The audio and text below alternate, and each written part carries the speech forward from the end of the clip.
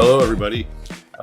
Welcome back to season 2 of Risk Grustlers, where we're going to bring you raw, unfiltered stories of risk and compliance leaders from across the world. And for this podcast, we're going to dig into personal journeys of Aaron, who's here, who's gone through the grind and hustle, or what we call grustle, of risk management. So I'm your host. My name's Todd. I've been in security and IT for way too long.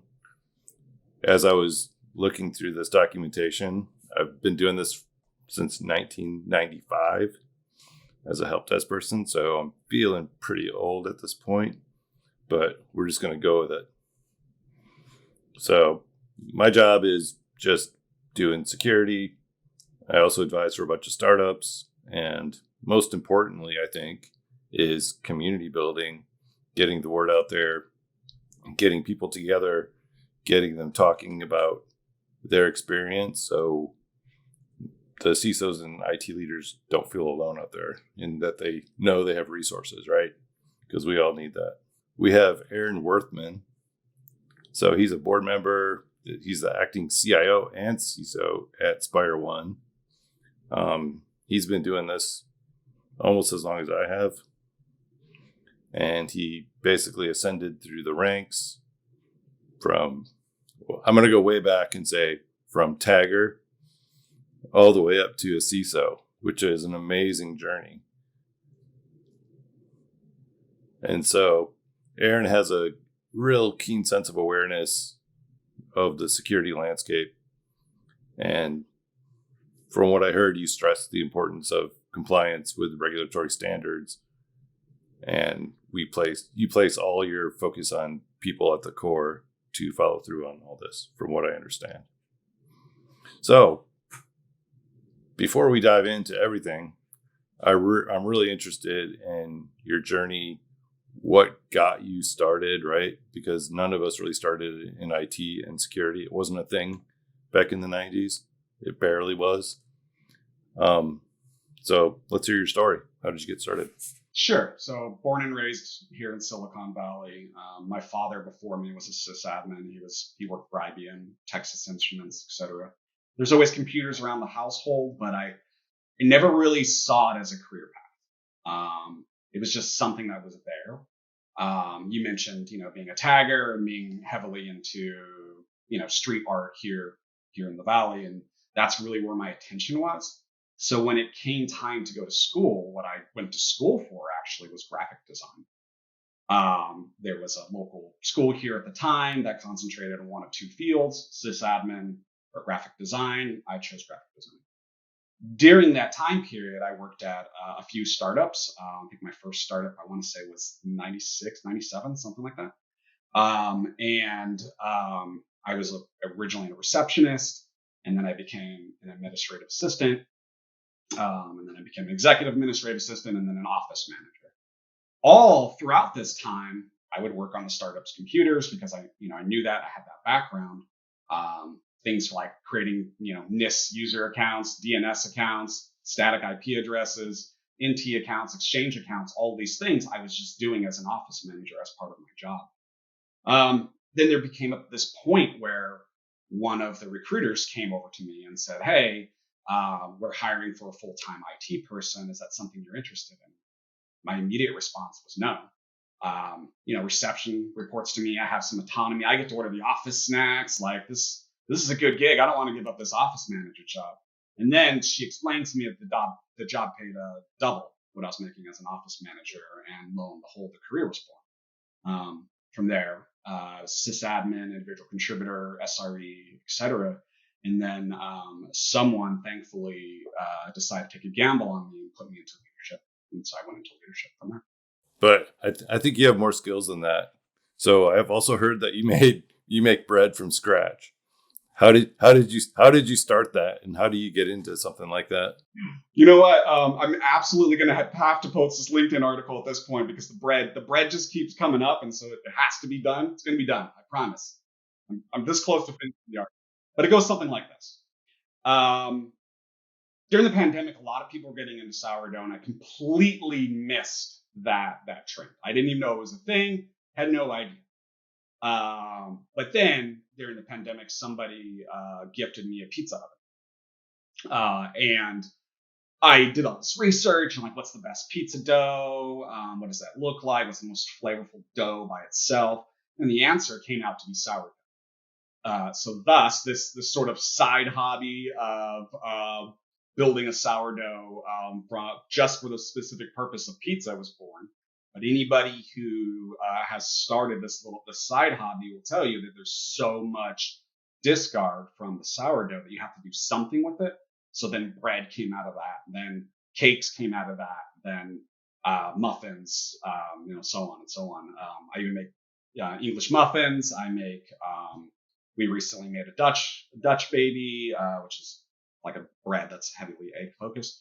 I made all these things at this point, all because of a pizza oven and a quest to have like the best pizza dough. Perfect. Yeah, I can't wait for that post. That'll be awesome. Cool. Well, I think this is a security podcast, so let's get on with that, I guess. So being in security, it's almost impossible, right? We have so many angles that we get hit from. And there's thousands and thousands of tools out there. Even if we had an enormous budget, we still wouldn't be able to protect the company from every single threat, right? How do you kind of establish a spend baseline for your security program? Yeah, so I think first it starts with a philosophy of mine, which is that the IT and security functions should be run as businesses within a business, right? So you need to be aware of your spend, your budget, who your customer is or investor is, who your partners are, all of that. It's this sort of community of if you had a product and that product was security, how would that look, right? So after that philosophy, well, I guess I should say that philosophy stems from, I think, this need of operating an efficient business. And I would say that an efficient business is a healthy business and one that can be sustained. So after that, like you're working with the stakeholders, you're understanding their concerns, you're understanding their needs, but you're also understanding the greater vision of the company. Because that is, as a security leader or as an IT leader, your job is to enable the company to succeed at that vision. So throughout this process, what happens is you get so entrenched and so involved in the business that you start to understand what the business's risk appetite is, what the tolerance is, and you build your strategy around that. So are you creating some kind of business plan for security? In a certain sense, you are, right? You're building a business plan. You're meeting with stakeholders. I take it to it because I'm an operator and because of my tactical background, I actually have a checklist of these are all the people that I'm going to have discussions with this week. And I go through that checklist to make sure I have discussions with those people. Some of those people might be in customer support. I want to understand their needs. I want to understand what customers are asking after the sale. Some of those people are absolutely in marketing and in sales because I want to understand what customers are asking about security and security needs that we need to fulfill ahead of a sale. So when you're talking to these folks, are you kind of identifying what they do and you build your risk around that? So the way that I build my risk around is impact to the company, good or bad, right? And I think oftentimes the good gets missed from the risk register. So the good could be something like we're going to go chase after this compliance certification, and it's gonna, once we hit that, it's going to unlock this amount of revenue, right? And if we don't, then this happens, right? But the good and the risk there is that we're going to chase after it. We're going to spend some money at going to do that thing. And the positive outcome of going to do that thing is going to unlock this money. Generally, even with all the news out there of all these hacks and breaches and whatever, right? Security budgets are still pretty lean, I'll call it. If we're lucky, it's 1%. So if you go into a new company and you're going to start that security journey today, how would you think through the budget and allocate resources for that? Yeah, so you hit on the 1%. First, it's that. I think sometimes that gets difficult to calculate when you look at a pre-revenue company. And so what I say to those companies is something along the lines of, look, 1% of potential revenue, or 1% of the revenue that we're chasing this year, right?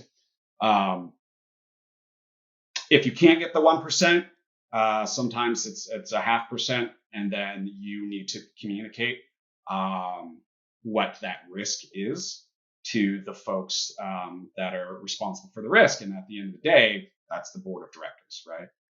Either you or someone on your behalf, if you don't have communication directly with the board of directors, need to communicate that risk. That is your job, for the stakeholders to understand what the risk is in doing or not doing something. I think sometimes for some folks it's difficult after that to sort of let go, right? So I told the whole company that if we don't do this, something bad's going to happen, right? Well, that was your job. If they accept the risk, you did your job.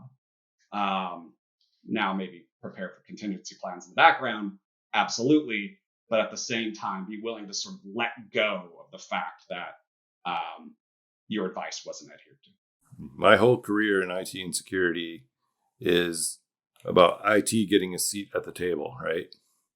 And security, because we certainly don't understand the business. We don't understand business speak, all that stuff, right? We're in a different country. We speak a different language. We don't speak in terms of finance like everybody else. So I've been hearing a lot about risk quantification.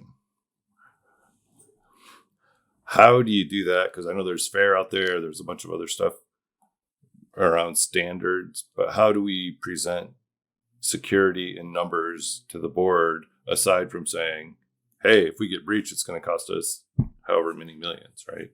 Yeah, and I think sometimes if you come to the board with some fictitious number that you made up, it's not going to land well either. There is no one answer for this. I think the overall answer is that you have an understanding of the impact to the business in that given time period.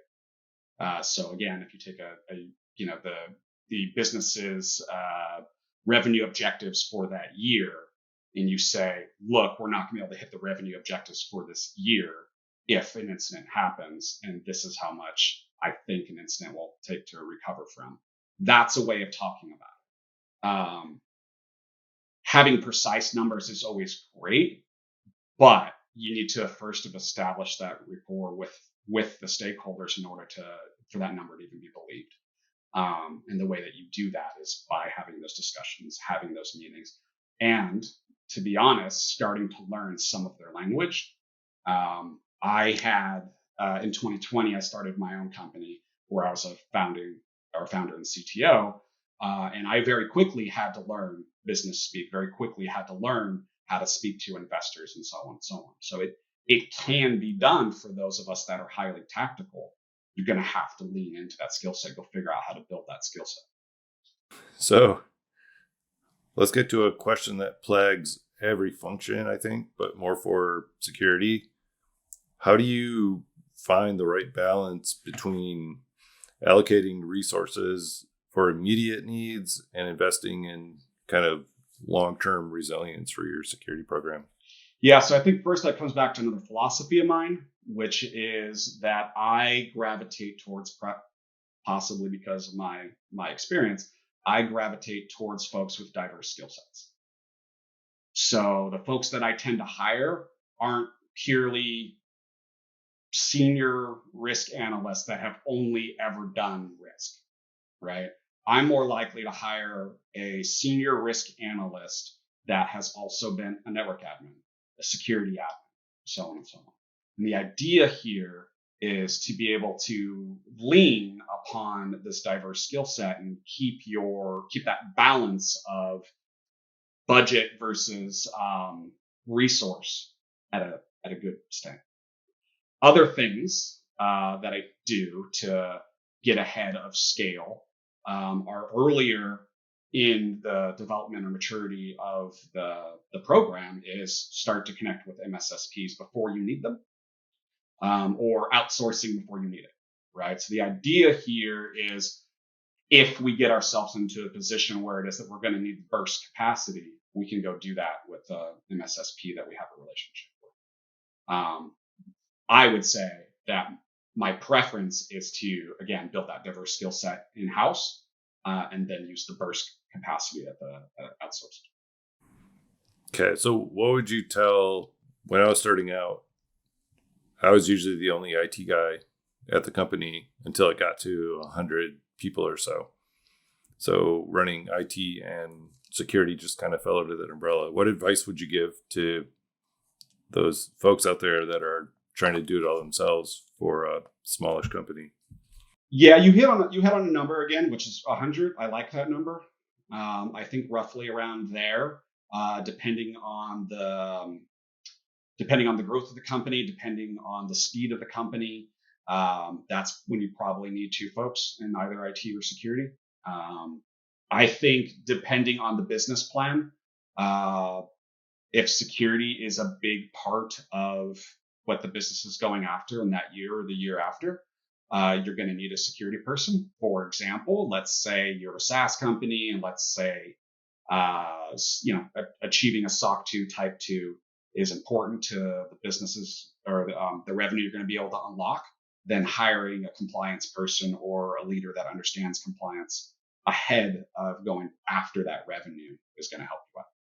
Or getting tools that are going to help you ahead of getting that revenue is going to help you out. Since you mentioned it, do you ever try to sell compliance as revenue to the company as an advantage, right?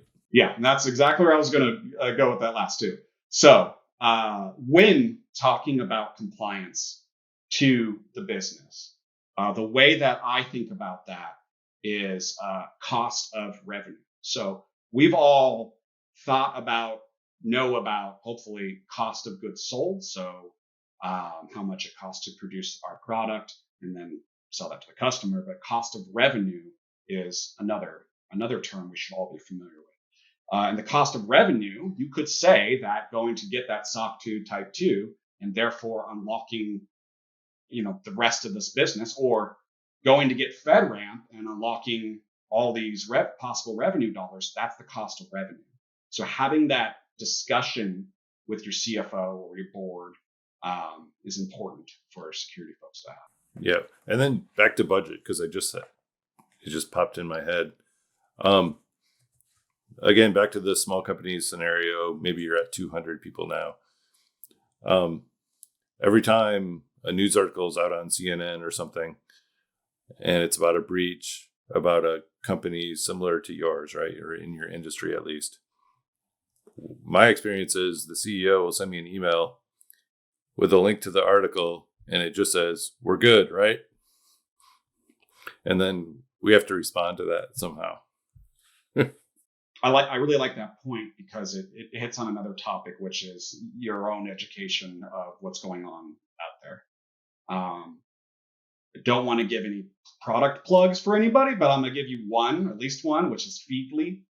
I really like Feedly. I subscribe to a number of different cybersecurity threads out there that keep me aware of what's going on out there. Of course, there's the Verizon report and all those sort of things, but Feedly is the one that I use to curate what I'm looking at daily as soon as I wake up. It is our jobs to stay on top of that, regardless of what level we're at, CISO or IC, individual contributor. Our job is to stay on top of that, so that we can instill trust when the CEO calls and says, "We're good, right? Like we're going to be okay on this." You need to have a confident answer of yes or no, And if the answer is no, then you need to have a plan on how it is, or give a time frame on what that plan, when that plan is going to be delivered to him. Okay, so since you touched on tools, we all learn from when we get breached or something happens. I hate to be very reactionary in security, but it seems like that's kind of what's happening now. So when you start at a new company or you're consulting for a company, do you follow any specific frameworks that you like to measure by? Is that a thing? I mean, I will say that I like to start sort of smaller and then expand from there, right? So there are some things that are always going to apply to whatever company it is that you're going to. So CIS, top 20, that's always going to apply. Some NIST standards are always going to apply. Those sort of things are always what I do, but the first part of that, of course, is understanding the stakeholders in the business. After sort of the control, I guess I'll call it like foundation is in place, then the specific certifications compliance needs can get met. Nice. So I was on a call with my favorite pen tester person, and he said something really interesting, which I'm not sure if you do this or not, but when he goes into for a company for an assessment, a security assessment, he'll come in with the CIS framework just because it's logical and it covers most things, right? Whatever, that's fine. But then he also goes across the whole org on the MITRE ATT&CK framework, and he sees, hey, do you have something to protect against all these threats, right? But then he adds another wrinkle to it that says, hey, do we have a way to respond to these threats as well, right? Because since we're talking about tools, we have so many security tools. How do we manage all of them, right? We can just suck them all into Splunk or some other SIM tool, but really, how are we managing the thousands of tools and even the more startups that are coming out there? How do you make purchasing decisions when you see all this stuff? Yeah, so oftentimes, again, this sort of goes back on the philosophy of working internal first and then external. It's whether or not we can build a specific feature in-house before we go to purchase it. And then whether or not we need the full feature set of whatever it is that we're going to purchase.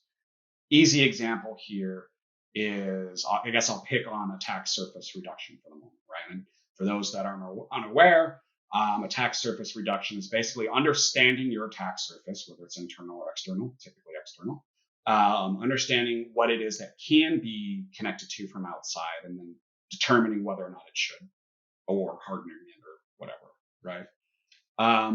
I was at a company that just flat out did not understand what it is that their attack surface looked like. It needed a method of doing that. So building something in-house, Python script, whatever, that goes through the IP space or the host name space and finds targets, probably makes better sense to build that in-house than to go outside. When it will make sense is after you've understood it and you go, I don't know how to address this problem. We have a huge attack surface. I don't know what to do. I don't know how to quantify the risk for it. What do I do? Then maybe let's go back to it. But my point here is, don't go just buy any tool off the shelf because you need one specific feature. That is how your budget becomes bloated. If you can develop it in-house, if it makes sense to do so, then do that before you go and spend money on it. Okay. So my only argument against building in-house, and I have a specific example of this, and this CISO may or may not be one of our neighbors. So he inherited the CISO position at the company he went to, right? And turns out most of the tools around security were built in-house. The previous CISO left and took his whole team with him that managed those tools. And now nobody knows how to manage anything, and they're basically starting from scratch. So how do you deal with that when you're coming to a mid-market company and that's what it looks like? Yeah, so that is absolutely going to happen. I've seen that many times. Um, I don't want to pick on any of these people because we possibly know them. They could be watching this too. But I will say that that's bad form. That's unprofessional to allow a product to go into production. In this case, we're security and we're developing products. That product went into production without proper documentation. I'm guessing here that it was also not checked into a proper code repository. Versioning control probably also didn't happen on it, right? So all of those things, if you're going to build internal tools, you need to treat that as if that were a product that you are delivering. And it should have a stakeholder, should have a customer, all of these sort of things, even if it is, the person sitting next to you in security. Those things need to happen. That's professionalism at the highest tier in my opinion. Yep, I agree. All right, we're gonna go in on the home stretch here. So, on all your experience from the past, have you ever been or heard of an organization which really underspent on security, and then there is some catastrophe at the company, whether it's ransomware or some other breach? Have you seen that, and what do you learn from that? And is it a budgetary thing, or is it a cultural thing? Is it something else? Yeah, I mean, really depends when that happens. I've absolutely seen it. Fortunately, not firsthand. I've been very fortunate in that I have been able to find a way to speaking with stakeholders, CFOs, CEOs, boards, etc. Throughout my career, whether they wanted to hear me or not. And so I've not had that experience firsthand, but I have seen it. Typically, where I see it is a communication breakdown between cybersecurity leadership and budget, usually CFO. Typically, it has more to do with one party not wanting to talk to the other, or not wanting to be honest with the other party. And that goes both ways. It could absolutely be CFO not wanting to be completely honest with cybersecurity and tell them, look, this company is only going to be around for another year. We only need to make it another year. We're going to sell in another year. That's our strategy. And it could absolutely go the other way of cybersecurity either making a bigger deal out of things than perhaps they should, or trying to build an enterprise, right? It's our job to find that balance and to not go and ask for budget and build enterprises. It's our job to figure out, like, I'm not going to, I thought I was going to spend this 100,000 on this product. I'm not going to spend it. And then to go back to the CFO and say, hey, turns out I actually don't need this 100,000. We can move it back. Like, you need to be comfortable to do that.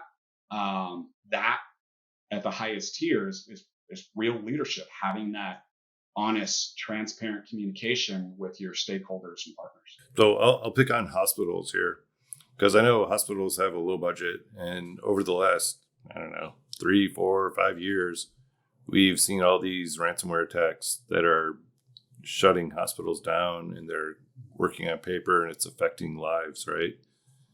So I guess we need help on getting that education through to the top levels, right?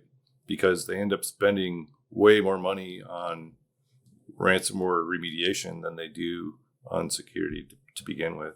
Well, what I'd add to that too is a lot of hospitals, not all hospitals, but a lot of hospitals are nonprofit.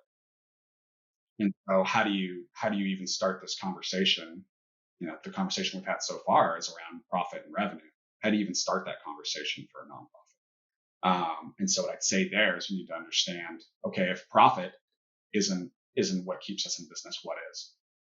So then maybe the conversation to the hospital is something along the lines of, look, if we have a major incident, it's going to knock us off of operating for 3 days that will impact this many possible patients, right? So have that discussion. If discussion isn't revenue as an objective, then what is the objective?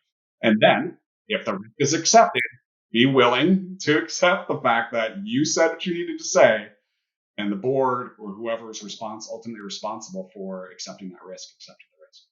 All right. So you've been in small companies, you've been in huge companies, right? So to wind things down, can you help us understand kind of how you start your security journey at a company, and then let's just do a top 5, if you can do that, of what we should look out for. It can be 4, I don't care. I'm not going to count. You can count. All right. So first and foremost, understand your stakeholders, right? And that should be a broad term, right? Stakeholders are who your partners are, who you report to, possibly the board of directors, if you can get visibility up there. And then I'd say after that, understand your people. So the people are your partners. They are the people that report up to you, or they're your peers. Understand those things, right? So this, after that, understand the approach, right? So the approach is the way that the company has been looking at cybersecurity. It is the mission of the company overall. It is the tactics it is that you're using. Then the spend. You are a leader. You need to understand the spend that has happened historically. You need to understand when major renewals are. You need to understand how much you're paying for your people, which tends to be the biggest portion of your budget. So get a good understanding of that. You may need to make some difficult decisions there when you start to look at salaries. You may decide that somebody is underpaid and they need a bump in order to retain them. And then lastly is technology. So what technology is you're doing, there'll be a correlation with spend here as well. What technology is in place today, what technology is used to communicate with your stakeholders, PowerPoint, Google Slides, whatever it is, what technology is used to collaborate, Slack, or whatever it is, right? So if you're keeping track, that's PAST, P-A-S-T, people, approach, spend, technology. Perfect. You added an additional one that I was going to put in there, so that's good. People, process, technology. I decided that missed spend, and so I spent some time figuring out some sort of mnemonic for that. Right, when I came up with was past. I want a quarter every time somebody says it. Let's do it. Okay, cool. Well, I really appreciate you coming on. I know you have to take time out of your day. I greatly appreciate that. Thanks for helping all of us understand the world of security and budgeting and everything that it entails. So that's it, folks. Thanks for joining us on this episode of Risk Grustlers, Season 2. If you missed Season 1, it's out there on all the podcasts somewhere. So stay tuned for more juicy episodes that are coming. We got some good folks coming up. So until then, stay aware and stay compliant. Thanks, Aaron. Thank you.